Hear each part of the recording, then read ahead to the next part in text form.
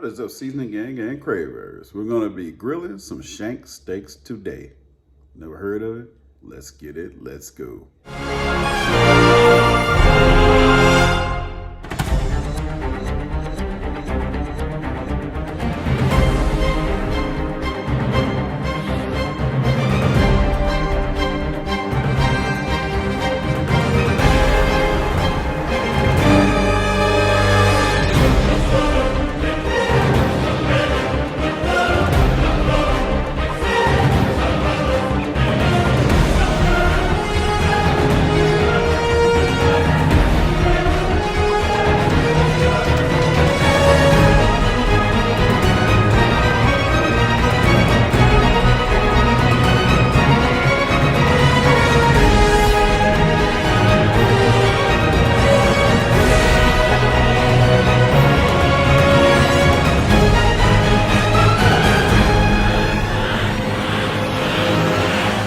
Remember, before you run out to the store and buy these shank steaks, they are not ribeyes, they are not T-bones, they are shank steaks.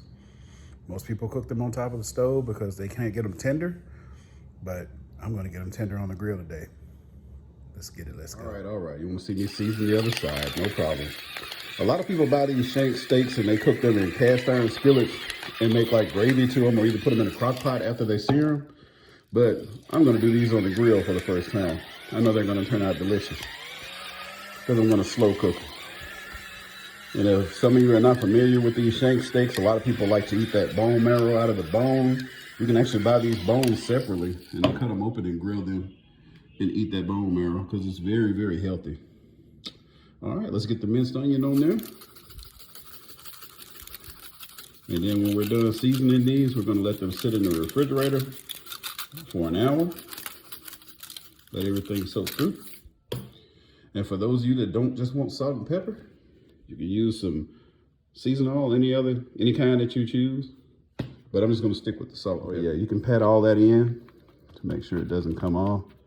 And then do the same thing to the other side.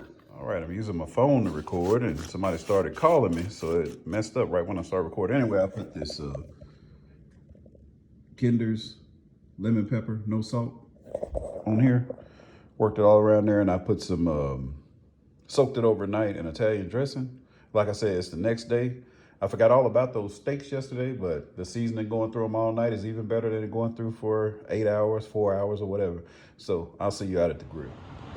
Those of you that know us, you know that we like to camp. So pretty soon we're gonna be taking this bad boy out, cooking again off the grid. And those will be a lot of fun videos because usually I like to make campfires and stuff like that and cook over them. I hadn't been recording that, but I'm about to start because people like to see that stuff. Anyway, that's our little Rockwood mini light. We don't have that big east to west 32 footer that we used to have. We have a smaller one now.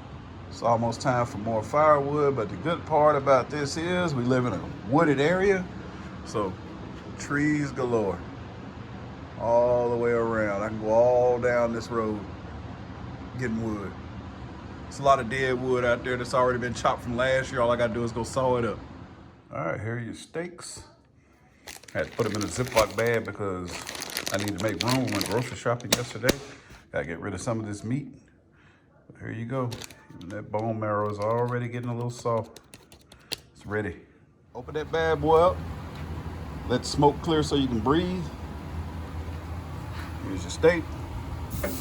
That's what you want to hear. That's 1, 2,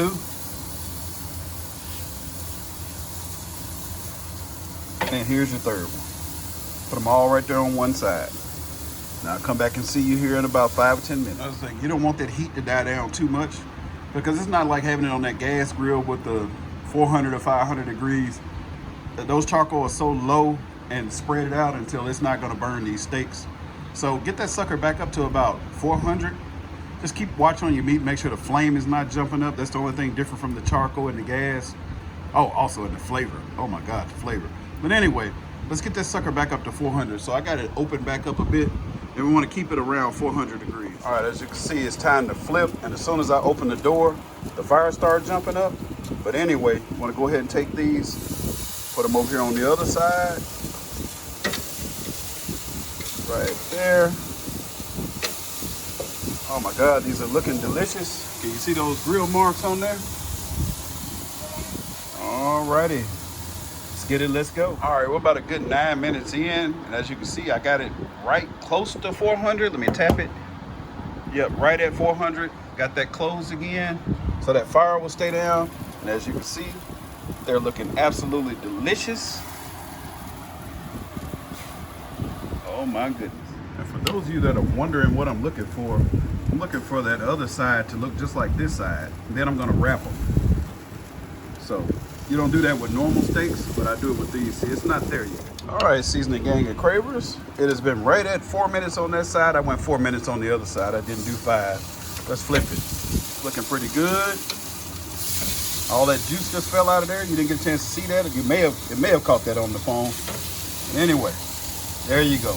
They're looking absolutely delicious. That one has grill marks. Let's go ahead and get those on the plate and carry them inside. We're gonna wrap them up with some butter inside. All right, so what I normally like to do to save foil, I'll roll out a piece of foil that's big enough for all 3.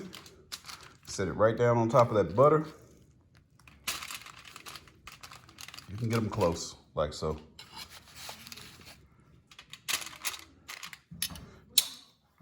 Little Craver is about to come through the door, so I know he's gonna be kind of loud, so please excuse that. So we're gonna put the butter right here on top of that, and on top of that. And then this one, we're gonna kind of just slide it over just a little bit, get it a little bit closer. And then we're gonna set some butter on top of it. After that, we're just gonna put the other piece of foil on top and roll it up like a piece of bubble gum. Let's get it, let's go. So what I did here was laid that piece on top, gathered them up together, rolled them up all the way around, and then I'm gonna squeeze it really tight, like so. And go back out there and sit it back out on the grill. Using my arm as a spatula. Let's get them in there, or as some tongs. Get it over there to the side.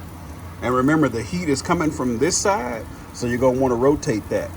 So the back will be down here and the front will be up there. Let's get that closed. The fire is jumping up. Let's get it, let's go. 2 minutes.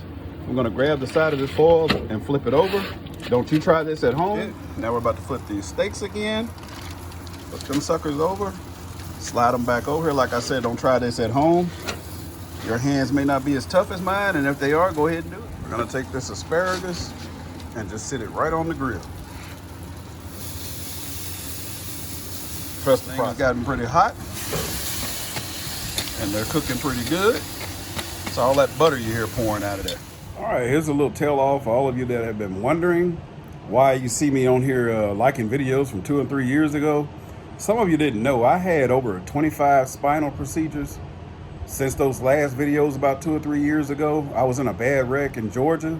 Young lady hit me from behind. I was sitting still. She was going like 65 miles per hour. And damaged my spine from my neck down to my tailbone. At that time, I was forced into retirement. I was working for Union Pacific Railroad because I couldn't go back to work and do the jobs that I was doing, climbing, stooping, lifting, whatever. I mean, don't feel sorry for me because by the grace of God, yes, I believe in God. By the grace of God, I'm still walking. I still can have time with my family. I still can do things around the house. The spine is damaged, but that didn't damage me. Don't ever let life's obstacles damage your life because you still have a life. Don't look at the bad things that happen. Look at it as an opportunity, because during that opportunity, I was able to be here to raise my son. He didn't have to go into daycare during all the bad things that were happening, you know, the pandemics and all that stuff that was happening. So yeah, it was actually a good thing. But anyway, back to these steaks. Shank steaks, I've looked all over the internet. This is my first time actually cooking some. Usually everybody just cooks them on top of the stove and make gravy with them and stuff like that in a cast iron skillet. I've never seen anybody grill them before. You know, I like to go against the odds, go against the grain whenever I'm cooking. So that's why I didn't grill these like normal steaks, because I guess they're tough or something. I didn't see much marbling. I just saw a little bit. So I actually grilled them first, scored them, seared them, whatever. And then I wrapped them up in foil with butter to make them tender. That's why I wrapped them. Not because I don't know how to grill steaks. You can go back and check out some of my grilled steak videos or whatever. Not bragging on myself, but I'm just saying that for the newbies that are here. And welcome. Thank you for all my new subscribers. When I left YouTube, I had 1,269 subscribers. I came back within a couple of months and I'm up to 3,184. So I'm grateful for all of you. And if I don't get a chance to comment right away, just know that I'm trying to reach out to everybody that commented and leave you a good comment or reply the same way that you left one on my page. So if it takes me a while to get to you, that's the reason why. All right, thank you. And my word over here is let's get it, let's go.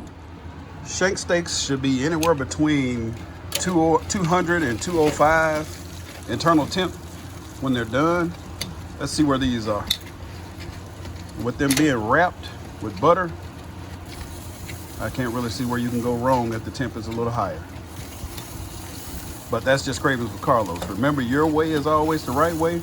I'm just showing you the way that I do things. Oh yeah. Oh yeah. Let's get that foil off of there. These are looking delicious. Look at that bone marrow. Look at those steaks. Oh my goodness. Let's check this out, and it still has the grill marks. Let's check it out. My handy dandy. My son watches Blues Clues. That's where I get that from. My handy dandy meat thermometer. Let's check this out. Let's see where it's at. It's at 212. And they're tender. Look at that. Look at that. Oh my goodness. Let's get these bad boys inside and get them on a plate. Watch this, guys. That's suckers. Look at that. Fell apart. Cut a piece. There it is. Let me try this on camera. That sucker is hot, but look at that. You can't cook these medium rare and all that because it's gonna be pretty tough. Like I said, these have to be mainly are cooked in the oven, but look at those smoke rings. And it's tender, guys. Let me grab it with my fingers so you can see. It's kind of hot, so look at that. It's tender. All right, that sucker's hot. It's delicious, guys. All right, let's get this on a plate. Leave you a picture at the end. I'll see you in the next video. All right, there you have it. Steak, the asparagus, the corn, sausages. Yeah, I got everything right there. Anyway, let's get it. Let's go. See you in the next video.